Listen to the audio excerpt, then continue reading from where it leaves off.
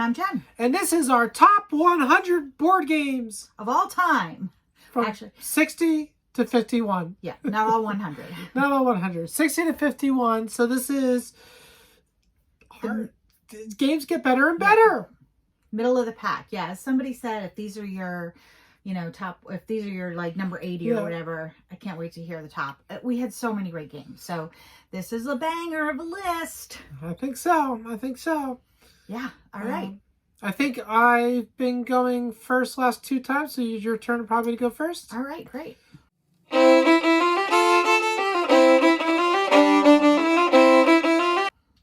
My number 60 is one we've talked about a lot, and you may have even already mentioned it, and that is Tang Garden. Woo!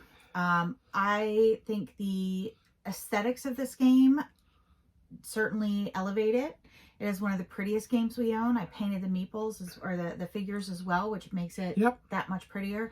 But I still really it's not just about how pretty it is. It's also about the gameplay.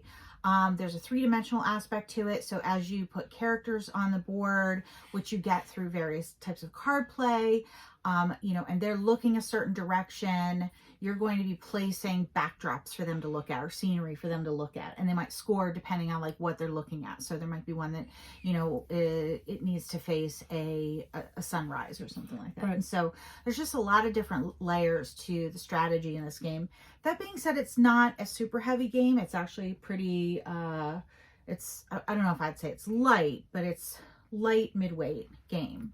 And that with the absolutely gorgeous nature of this, and I'm sure you're going to put some pictures up when we got some gorgeous pictures of it, just make this super relaxing and super fun to play.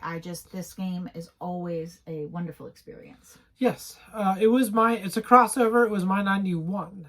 Yep. So yeah, so really wonderful game, Tang Garden. Excellent. My number 60 is a really popular game. It's really a series of games, but it went up a little bit lately because we just played the Legacy version, and that is Ticket to Ride. So Ticket to Ride, Legacy, Ticket to Ride, any of the Ticket Rides, all the Ticket to Rides. So much variety with all the different maps, and we have most of them, and, just really fun. We don't care so much for the little ones just because they're too quick, and they're fine, but they're just quick, and they're over before you know it. Right. We want the experience to last a little bit more. So I really enjoy it, like the full versions, but I liked all the different maps, all the different map choices. I like to have those options. The Legacy was really fun. So good. So many different things going on in there. That was really good. And even the base game, I still play the base game regularly on BGA. And I love it. Yeah, it is a wonderful game. So Ticket to Ride, it's a good family game. It's a little bit longer though. So if you introduce it to family, it could last a while. I think that's the knock on it for me for introducing to newer players. But I think it's a really fun game. So yeah. And who doesn't like a train game? All right, that is my number 60, and that is Ticket to Ride. Ticket to Ride Legacy, Ticket to Ride, whatever. All right.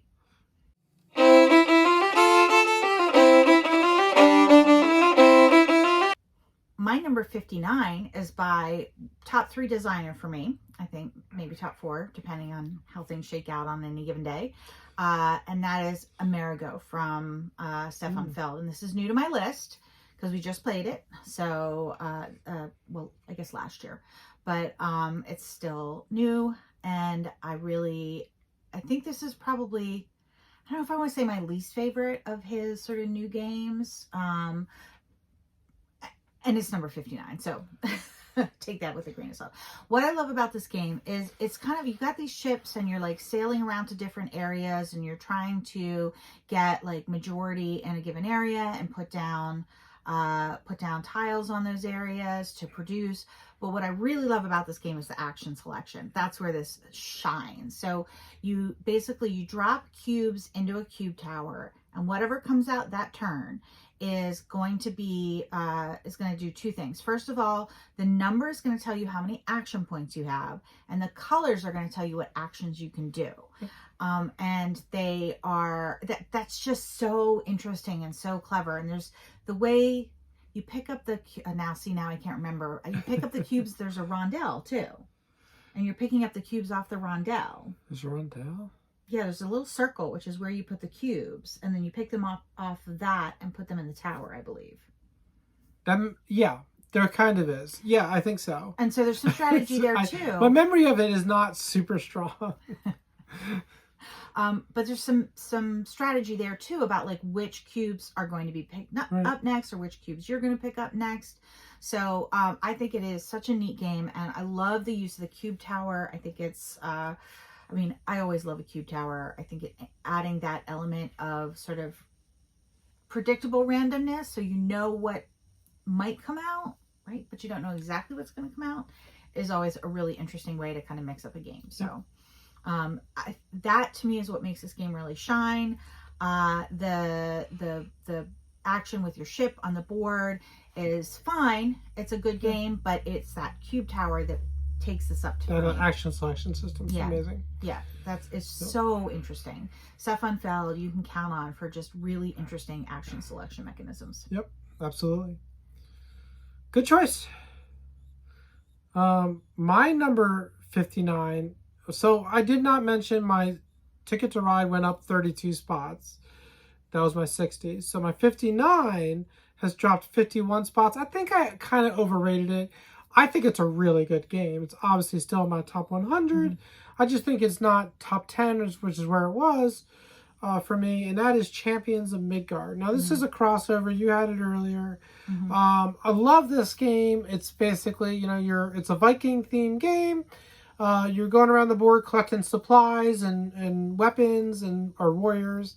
And then you're battling trolls and battling different types of draggers or whatever, You're getting a boat and then sailing across the sea to fight monsters. So you're doing all this different stuff. It's you're not fighting each other, which I like. Yep.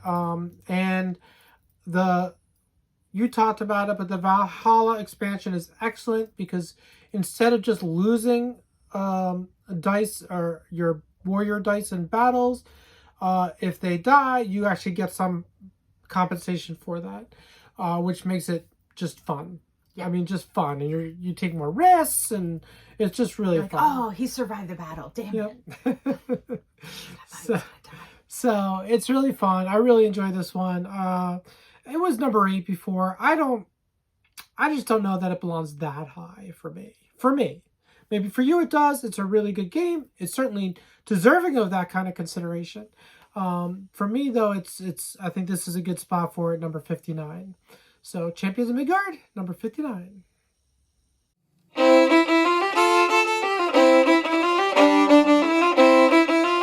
So I also did not mention that Tang Garden had dropped where it was before. It was number 17, so it came down considerably. Oh, wow. Yeah. And again, I think it's just because other things edged it out, not because it's any less good of a game. My number 58 also dropped 23 spots. I'm sorry, it dropped 35 spots. It used to be at 23, and that is Agricola. Yeah. So this was my gateway game. This is the game that made me go, games can do this. I did not like a lot of the intro games that we played. I mean, they were fine, but I didn't get super passionate about it. But Agricola is the one that made me really passionate. Medieval farming, hell yes. I love this game. We're playing it. Exactly. I'm just tilling or hoeing or I don't know. I thought you were reeling me in. You know, I'm just doing my gardening. It can be very punishing. Farming. If you don't have enough food to feed your family, you know, you take a beggar token, you're not going to win if you take beggar tokens.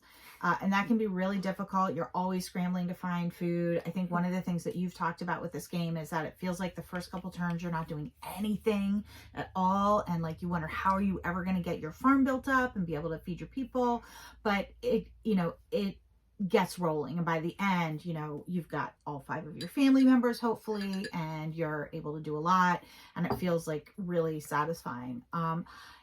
At this point, I've played it so much that it's not rote, it's not formulaic, but I know it really well, right? So but that also means that I can play with strategies. So I can I don't have to like think so hard about how I'm just going to feed my family every turn or whatever. I can look and see what cards I have, and I can say, oh, I'm going to pursue a card strategy this time. Or I see that one card, I'm going to try to get that out first turn. I'm playing on BGA right now. I have a card I've never seen before. I have 12 food. It's the third round, third turn of the game. I've never had that much food before. It's insane. It's just so good. So there's a lot of room for that sort of exploration in it, especially when you get to really know it. And, we have all the card decks. I will say, I think I really like it with the Farmers of the Moor expansion because it gives you a second place to get wood.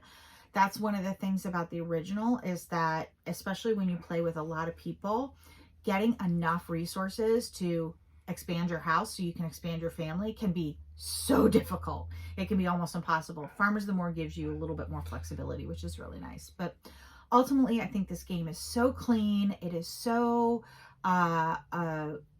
elegant. And I love the theme.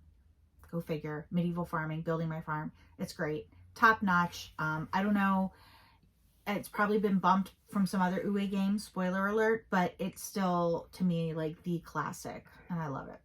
That is my number 58, Agricola. Good choice. I love Agricola. A crossover again.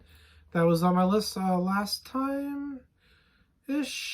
Let's see. It was my 77. A big drop for me, too. So, hey. This next game is new to my list, my number 58. It is something I've played ton. Oh, I think I know what it is. It is Sail. I knew it. You said that. We've played it in person, but we've mostly played it online on BGA with friends online, and I've played it so much. I enjoy it. It's such a puzzly little game. It's really fun. I just really enjoy the puzzle involved, and it can be frustrating at times and rewarding when you win. So really enjoy it. Sail, you're basically, it's a trick-taking game where if you win the trick, you get to pull the boat in your direction, or you get to add cards to the Kraken deck, which if the Kraken deck empties, you lose, because there's Kraken in the sea, and if you run into the Kraken, if your boat runs into the Kraken, you lose cards out of your Kraken deck. At the end of every round, you lose cards out of your Kraken deck. So you're trying to keep that from running out. And that's how I think we lose most games. I think on the whole, that's probably the biggest cause. But there are other causes of losses, such as not traveling far enough. You have to reach certain spaces by certain rounds. And you only have so many rounds to get all the way from the left side of the board to the end spaces. So it's really fun. Very puzzly, like I said. 2-player game, so it's just for 2. But that makes it interesting because you get a really cool dynamic between the two of you, like trying to guess what they're going to play, what they still have left, and looking at your hand, looking at the discards, looking at the Kraken deck, and figuring, I'm pretty sure they have this cannon. I'm going to play this, And I think some of the best moments in gaming are those type of moments that you get with a game like Sail, where you can't communicate. It's co-op. You're trying to do something together, and you're kind of trying to like read each other, and you just have like those elegant turns where you're both like, oh, if this goes perfect, we're gonna do something really great. And you both manage to do the right thing or do the thing you need to do to get that aha moment. And I think those are some of the best moments in gaming. So I can see why this is so high on your list. Yeah, I really enjoy this one, and I've played it like 200 times now. So. It's got a lot of play in. So, my number 58 is the 2-player game Sail.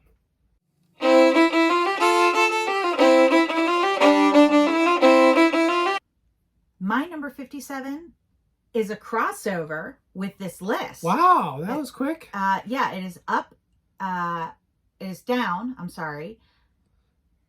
No, it's up. I can't tell what my numbers anymore. It has improved 25 spots. It was at 82 last time. Okay. And that's Ticket to Ride. Nice. And I think I have Legends of the West in here. Yeah. When we did this, that's what we were playing. So I think that's what kind of bumped highest on Pub Meeple, but really probably my favorites are some of the actual expansion boxes. Like I love the Nordic countries. Japan has a really neat mechanism in it with the shared roots. Pennsylvania's fun with the stocks or whatever. Yeah. I was just trying to remember what else, what other expansions there are. I'm looking right at the boxes.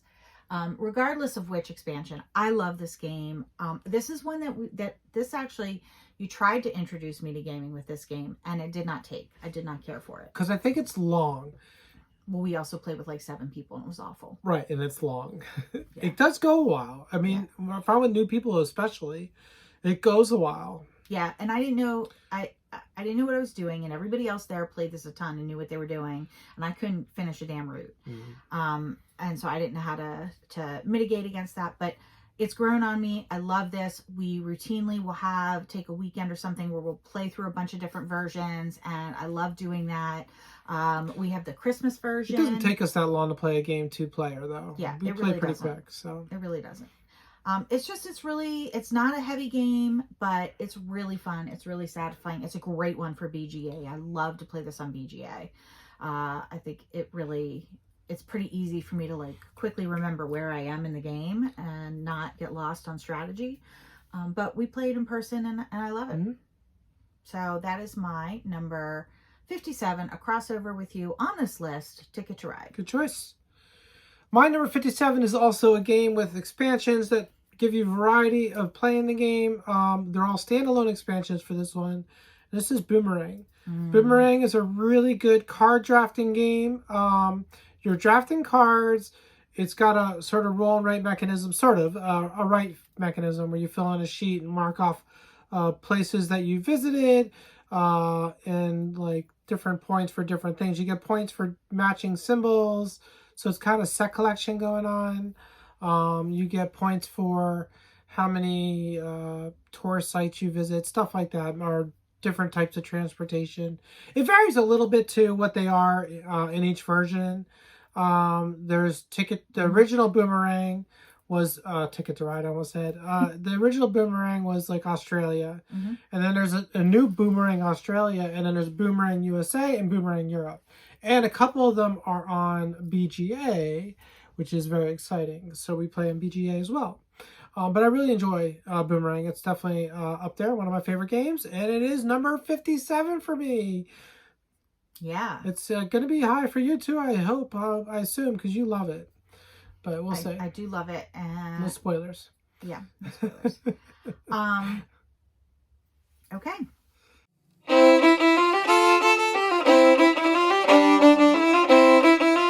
Well, my number 56 is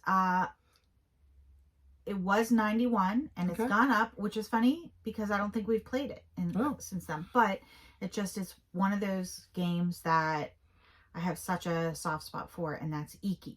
Oh, nice. I really love this game. There was just a new another edition crossover that was on my list earlier, 87. Yep. This was they came out with a new version in the last year or two, but so it's got a ratchet track where you can only go so far, or you can go. It's not actually quite a ratchet track because you can't go as far as you want around the track. The way the movement works is at the beginning of the round, you place your meeple in either the X, 1, 2, 3, or 4 spot. If it's the 1, 2, 3, or 4 spot, you go either 1 space, 2 space, 3 space, 4 space. If it's the X, I forget exactly what. Don't you have to pay sandals, or that's to get extra? That's steps? To get further. Yeah, if you pay sandals, you can go further. So it's a ratchet track, but you're limited in how far you can go, and you have to pay resources to go further. And you have to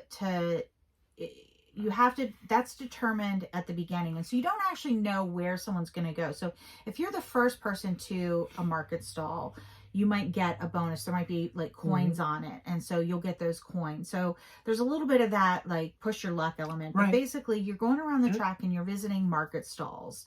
The market stalls have 2 sections to them. One is something that is always available like from the beginning of the game, and the other would be like a card market stall that might be built by a player, and so the player would own that. So if you go to that market stall and the player, it's not yours, it's the the other players, they get something out of that too, right? So there's that. I love that when, you know, you can benefit from somebody else's turn. That's a lot of fun.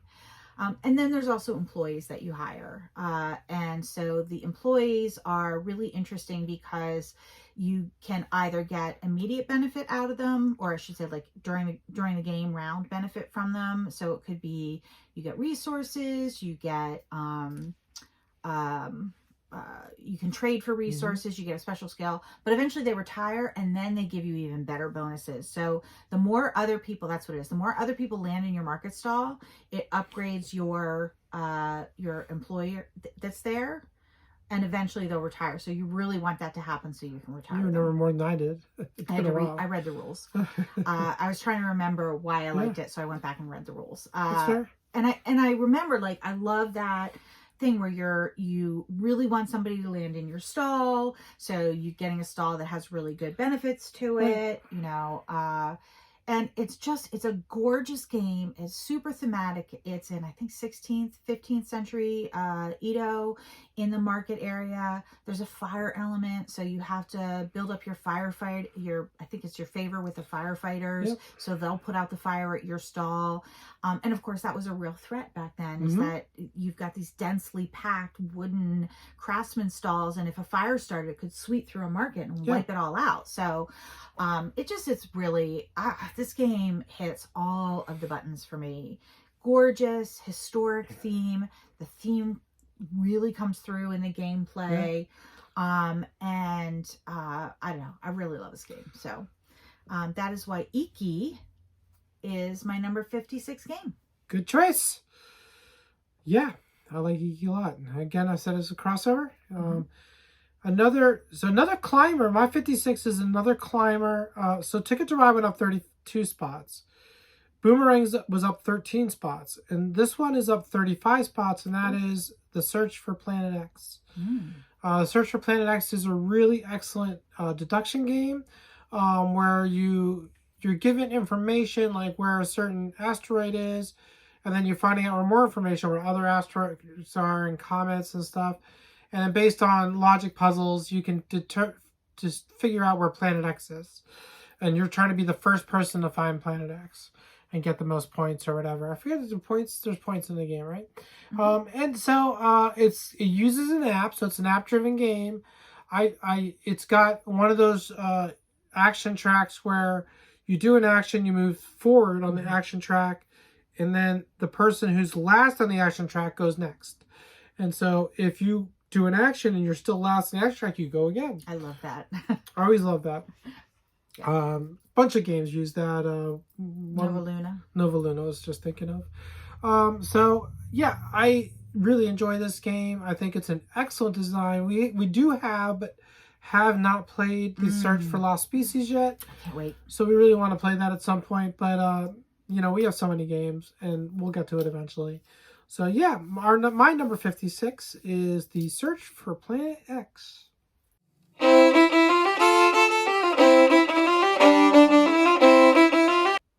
All right, my number 55 is new to the list. We just played it this year, and that is Orienberger Canal from Uwe Rosenberg. So it's my second Uwe game of the list.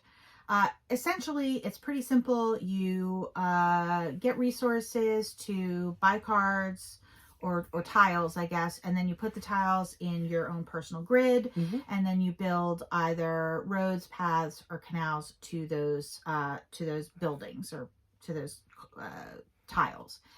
Super simple, except it's not because it's Uwe. So right, the tiles, when you surround them, right, on all sides, or no, when you put a bridge to them, they generate income. And so you can do that twice for every building. So you can get 2 bridges to every building. So you're really trying to get those to activate when you're going to get the most bang for your buck from them. Right. And it's a puzzle. It's what Uwe does best, is that puzzle, is trying to strategize and say, like, I need to fill this entire row because when I activate that, I'm going to get X resource for every building in its row. So I don't want to activate it yet.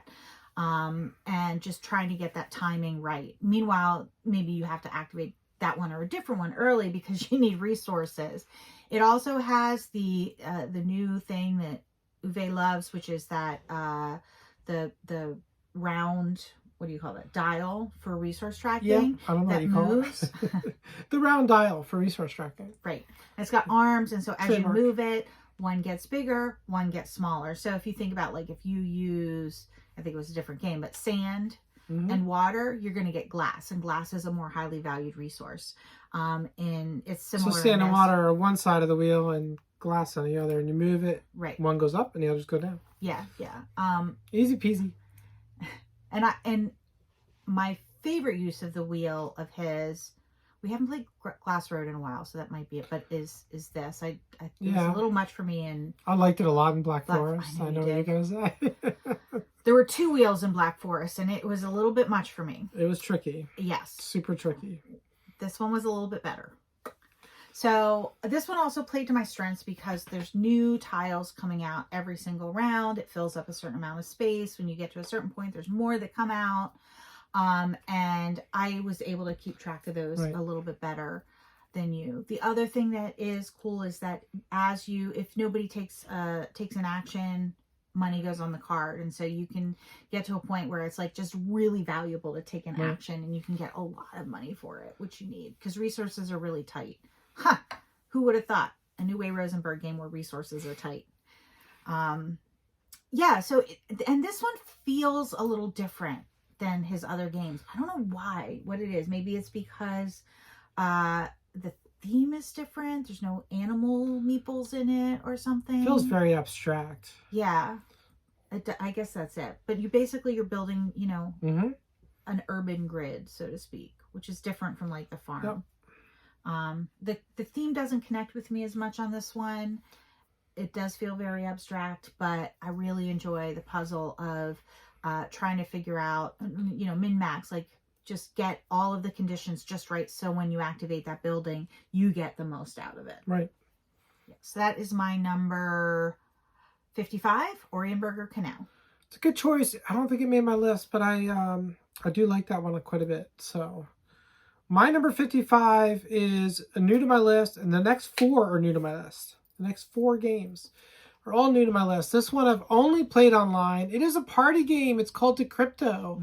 Decrypto is really fun. You have 2 teams, and then you have, each team has, I think, 4 words that you are trying to use to give clues to your teammates. Your teammates know the words, but the other team gets to see your clues and guess off them too. So, but they don't see your words. So like your teammates have an advantage, but after a few times of doing this, the other team then has like 3 or 4 clues to go off of to say like that match to each word. And they're able to sort of figure out which word is which. And you're trying to guess the other team's words and get their clues right. And it's super tricky. It's super fun. It's an interesting game because it's not very complicated, although it's hard to describe. So I don't know if I gave it justice because it's really hard to describe. And that first game, it's really hard to explain how to play to people. I don't know what it is. It's just hard to explain to people. Yeah. But once you get it, it's super fun and just really not hard at all. It's just, I don't know why it's hard. It's just hard to explain. Yeah. There's certain games, letter jams like that, hard to explain. So, so I really enjoy this one, though. I've played it a ton, just online so far. We do need to get a copy. But 55 for me is Decrypto. And I just want to say, one of the things I really like about this too, as a clue giver, is trying to come up with something that there's no way to distinguish, like, if you've got like tall and animal and something else in a column, you might think, oh, maybe that's giraffe, right? But if you then give clues that are like red, green, and blue, right? To the people who know the words, it's really obvious, like, oh, red is communism, blue is whatever. And ocean. Right. But it doesn't seem to match with what the clues you already have, so it makes it really hard for the other team. Yeah. And you can do the same thing with like body parts and just finding like, to me, that when you can come up with a clue like that, where you can come up with like a category that seems super abstract, but to the people who know the words, it's easy to match. That's a lot of fun. So, you know, I love that kind of. It's very clever. You can. It's really fun deduction. Yeah, and it gives you a chance as a clue giver to be really clever. It was fun. It was a good game. All right.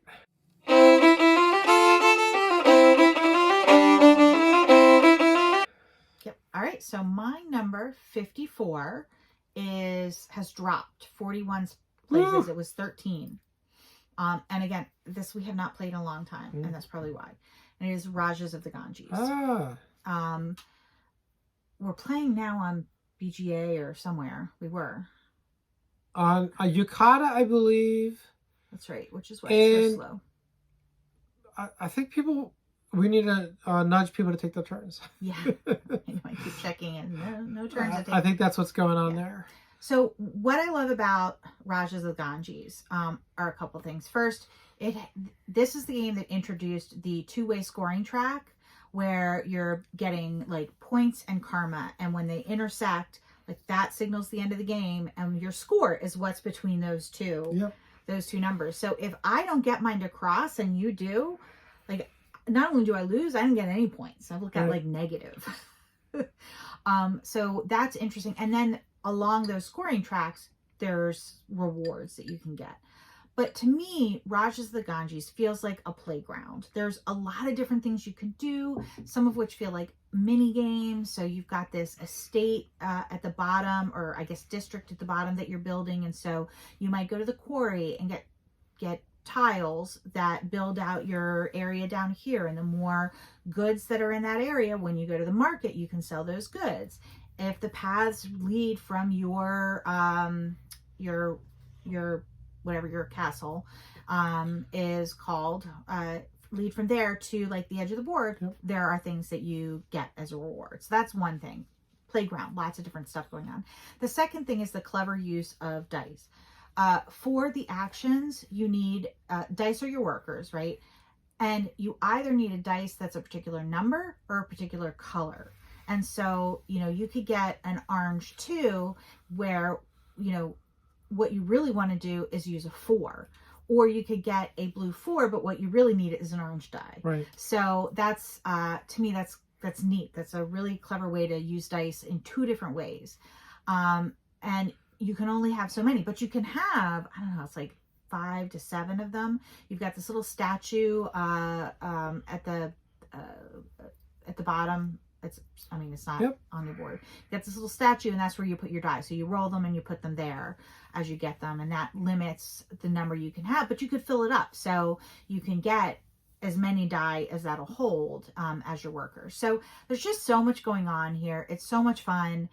This is actually another game where the roll and write is a really good implementation of it. So if you don't have this game and don't want to go out and get the whole big box of it, I would suggest the roll and write is a lot of fun. Yeah, it's not as good as the full game, of course. No, it's not as good as the full game, but it's a good implementation of it. Sure. It's one of the best. I think it's probably top 5 implementations of a board game as a roll and write, if not the top. So, yeah, but there's so much going on with this game. I really love it. And that is Rajas of the Ganges, my number 54. All right. Good choice. My number 54, as I mentioned before, is new to my list. It's also a crossover. You mentioned it a while back on one of the previous videos, and that is Grand Austria Hotel.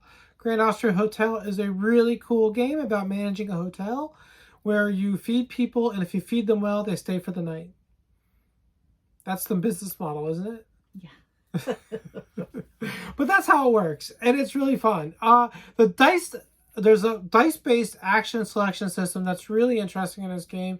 You roll these dice, and then they go, they're not, based on the number result, they go on different action spots. And so you might have 3 dice on the same action spot, and that makes it more powerful. And so if you choose that action spot. Now, maybe it's not the most optimal action spot for you to do, though. You want to do this other action spot, but there's no dice on it. So you get kind of stuck, like, oh, what should I do? How should I? And you constantly having to pivot and decide. And also, like, I could forgo this really juicy action spot with these 3 dice on it and do this other one with 1 die, but then Jen gets to do it. And she's going to get a huge advantage. So a little bit of hate drafting or selecting there. Or preventative. Just making sure, like you're going to get your butt whooped if you let somebody get 6 sixes. Yeah, exactly. So, yeah, so it's really fun. It's interesting. I like the theme. I think the fact that it's like a European hotel or something helps. And not just a generic Motel 6. Right. What I mean? I like the expansion where you get to do ballroom dancing and other things. That's really fun. And the expansion makes it a deeper game. I think the base game's more of a light medium game. With the expansion, it's more of a heavy medium game. Yeah, and I like it with the that's more in our sweet spot in terms of what we like. In terms of weight and complexity. Yeah. So, yeah. I think what you're making me think of is that I really like that element in this game and in Raja's where it's not luck driven. There's not a lot of luck in it. It is a Euro game. You can do a lot of planning, but there's just enough to make you think on your feet. Right? I really enjoy that where, you have to pivot a little bit. You have a plan, but it depends on how the dice come out. So you might have to have like 3 or 4 different options in mind. Right. I think that's a really nice way. Like some people are like, oh, I don't want any luck in my games. I like that element, just that little bit. Mitigating the luck is really fun. So, yeah. I don't know. That's my number 54, Grand Austria Hotel.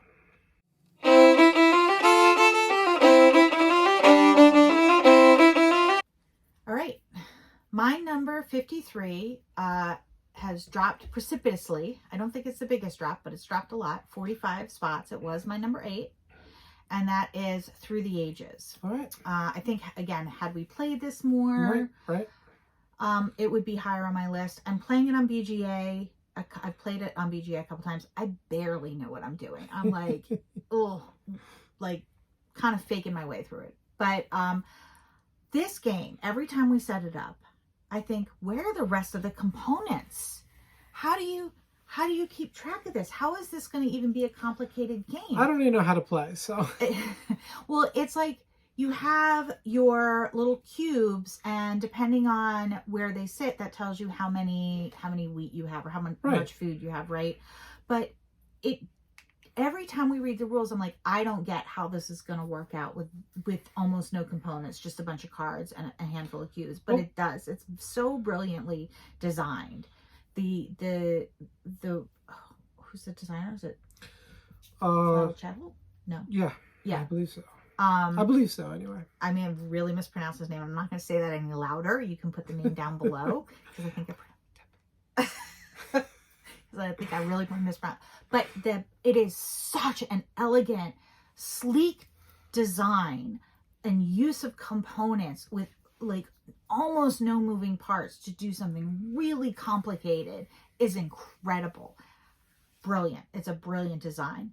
But I also really love like literally going through the ages. Right. Yeah. I love that. I love that there's the different phases of cards. So that's like different technologies. You're building up your military, you're building up your farming techniques. So in the beginning, you've got, your 2 cubes are on your farm and you're producing 2 food because you don't have any mechanized equipment. And then you get irrigation and suddenly, your 2 cubes are producing 4 food. And by the end, they're producing like 10 food or something. It is really thematic and it speaks to me. It feels like it has some like everyday DNA, like Agricola does. Like I love the everyday, especially in historic settings. And so, this game is just fantastic. Again, haven't played in a long time. I still am not quite sure, even though I'm playing it on BGA, exactly how the cubes work. We need to play it in person for me to remember exactly how it works. But I love this game. This is just a really wonderful design. You say you love every day, but you absolutely hate Mondays. I didn't hate this Monday Because you're off. because I had PTO. Just teasing. I know. It was a good joke. Okay. You're funny. I try. I like you. Really hard. Very hard. All right. What was that? Number 53. 53. So my number 53. Now this game was much lower. And so it's new to my list, but actually it shouldn't be because it's not a new game to me. And now I'm looking for what it was. Because I recorded it wrong, I think. I think this should have was on my list kind of reading. Well, it's up a long ways because I can't find it. So, the number 53 is a game called Sagrada, but technically this is because of Sagrada Artisans. Sagrada is a really simple dice placement game where you're trying to do pattern building in a cathedral stained glass window. Now, Sagrada Artisans is the legacy roll and write version of this game, and it is fantastic. It is so good. So good. And it really brings the game to another level, and that's why it's on the list. I don't think Sagrada on its own would have made the list. I love Sagrada. It's a fun little game, but it wouldn't have made the list. Sagrada Artisans brought it up there, said, hello, we're on the list. Yeah. And one of the differences with Sagrada Artisans is that it's basically a roll and write. You're rolling dice, and then you place the dice on this board, and depending on where they're on the board, you get to draw in, color in parts of your stained glass window shape, which are variable in the legacy, and that's all I'll say, so as not to spoil. And then you're trying to get certain colors adjacent or not adjacent, and certain numbers. You write numbers in each space, and you want those to be different in adjacent spaces. Really fun and puzzly game. And on the legacy, the one thing I will say is you have all this extra like stuff you can color in that aren't part of the game, but you can just do it when it's not your turn or whatever. So that's really fun. Every time my book or whatever it was full of colorings. I colored it in every time. She did better with that than I did, but it is fun. So I really like this one. It is my number 53 is Sagrada Artisans. Yeah, I would agree that I don't think the regular Sagrada is nearly as highly ranked as this. I would play through this again in a heartbeat. And of all the legacy games we've played through that I might think about wanting to play through again, this would probably be top of the list of wanting to play through it again. Okay. It's lovely. Really lovely. All right.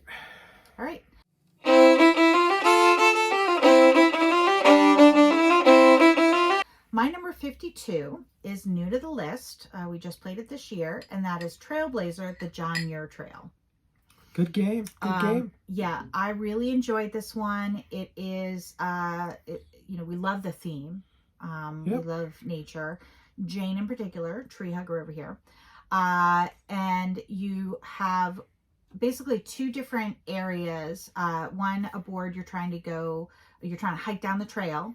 And then the other one, you're getting supplies for camping. So you're getting water and food and other things. And you're using those to collect, it's set collection, right? So you're getting flowers or birds or animals or something like that. And then you're also trying to get vistas, which are sort of the big scores. So the little sets of plants and animals are sort of your easier to get. Smaller scores, and then you work your way up to getting like the big vista. I went to this big park and saw this, this site. It's really lovely. It is a lot of fun. It's a well-designed, the mechanisms are tight. Resource collection, set collection, love those things. Very beautiful, very thematic. So I think all of those things work together. It's not a super heavy game. It's not the most, the most clever. I'm not going to sit here and tell you that the mechanisms are unique and brilliant. But the way it was all put together makes it just a very, very wonderful game. It's a good thematic experience. Super thematic experience. What a great game. And great all around feel to the game. Yep, I agree. Yeah, so that is my number 52, Trailblazers, the John Muir Trail. Good choice. My number 52 is a a much lighter game. As, we have the 2-player version, and we just got the newer version, and that is Canopy. Again, this is new to my list. This is a little card game where you're kind of building trees up and doing this thing, but you're the big part of it is it's kind of like there's like 3 piles of cards, right? And you can look at the pile and pass on it, but if you pass on it, you have to add a card to it. And then you can go to the next one and you can take it, or you can pass, but you got to add a card to it. And so if you pass on a pile, it gets juicier. And then the next player goes and they get to draft that pile. Or if they pass on it, they add another card on top.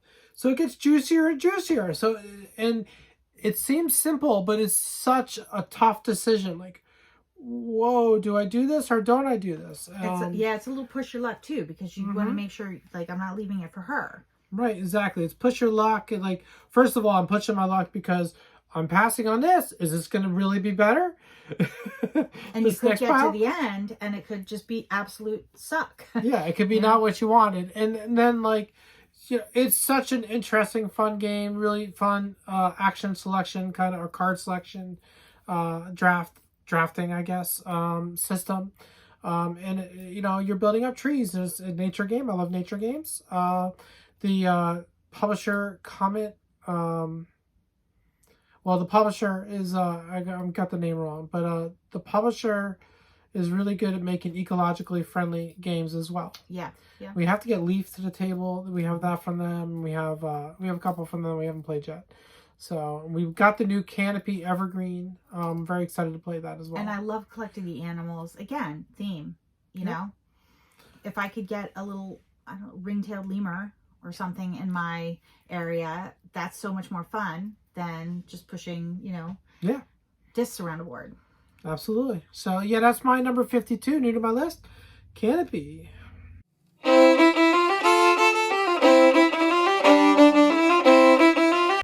right. My number 51 is down 69. It was 18 the last time we did this list.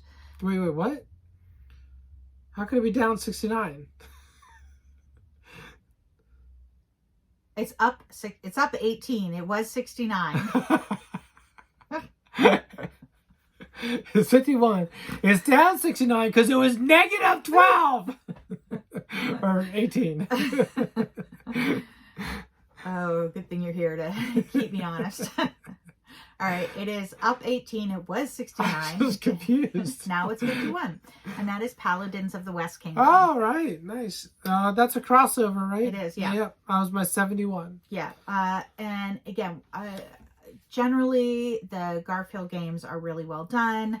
I love worker placement games. I love the fact that most of their games have like bunches of different things you can do. It's not just a straightforward progression. You can kind of vary your strategy.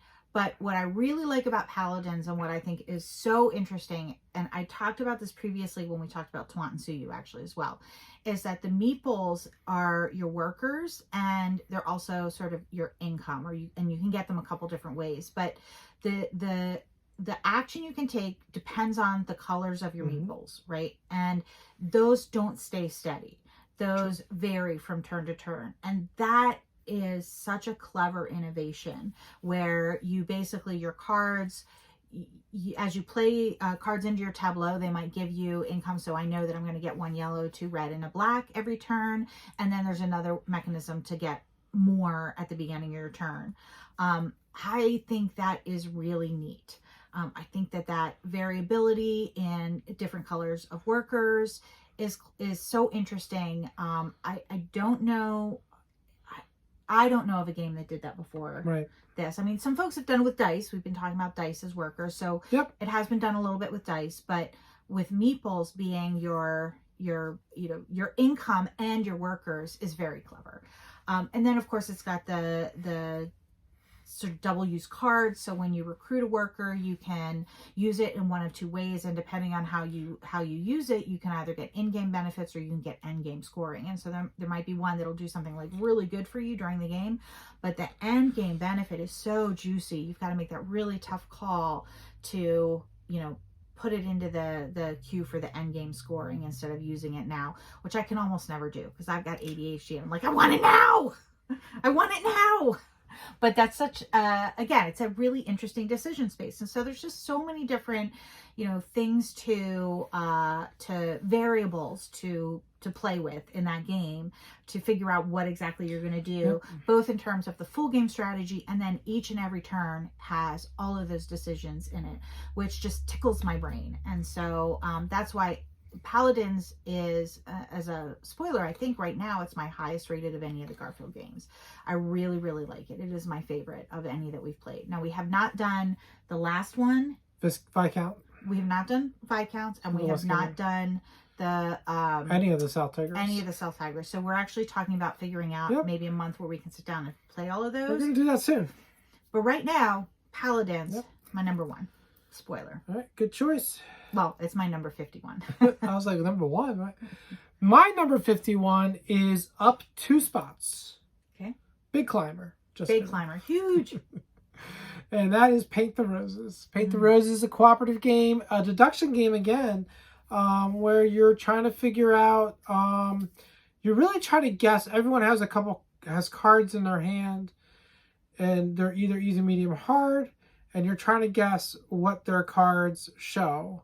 But they're giving clues to help you along the way. And so it depends on how good a clues they give and how good you are at deducing from those clues. And it's hard. The Queen of Hearts. Queen of Hearts is chasing you with a hatchet for some reason. She's not nice. She's not very nice. And you don't want her to catch you because she's got a hatchet. So you're running. Off with your heads. And you're trying to get ahead and stay ahead. And so you're trying to, if you guess correctly, you move forward. And if you guess incorrectly, then she moves forward fast. And so you're trying to stay ahead. But that's the big thing. And it's really fun. The components are fantastic. They're super deluxe. These clicky tiles and such. And it's got a game tray organizer. It's very nice. We have the deluxe edition. And then what I want to say about that was the clue giving is you have these diamond shaped things, and you're basically giving a clue based on like, hey, there's 2 of mine adjacent to this that are adjacent to each other that match my card or something. And then you're like, oh, do you use deduction based on the things that are on the edges? The symbols that you're looking at are like the suit symbols, like hearts, clubs, spades, and diamonds. And then also there's different colors. Yeah. And so that's what you're trying to match up. So anyway, that's my number 51. Paint the Roses. And I will say that you can play it with 2, and that's fine. It's a good game of 2. But boy, was that fun with more players. We played it with 4. Oh, that took it to a whole new level for me. But it works at both. I thought it works at 2 as well. So yeah, that is our top 10 or top 51 to 60 of our top 100. Yep. So, oh my gosh, that means the next video we get into the good games. Top 50, woo! So, very exciting. This is fun to do. We haven't done this in 3 years. It's a lot of work, I'll admit, but it's worth it. Yeah. All right. Well, let us know in the comments below how these games rate for you. Are any of these in your top 10 and you're really, can't understand how we could rate them so poorly? Or do you hate any of them? I don't think so. They're good games. They're all good games. Yeah, let us know in the comments below. All right. Remember, every day that you game is a holiday. Bye, everyone.